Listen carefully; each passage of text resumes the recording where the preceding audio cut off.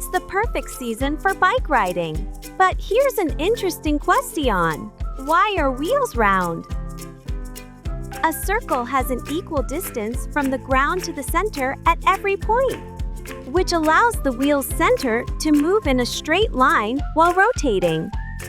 So, how can a square-wheeled bike roll? It's possible if the road is adjusted. By changing the road to ensure the square wheel's center moves in a straight line, it can roll smoothly.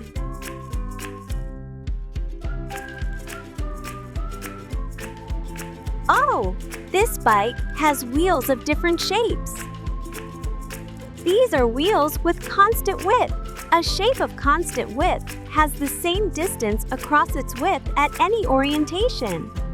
If you place it between two parallel lines, the distance between the lines remains constant.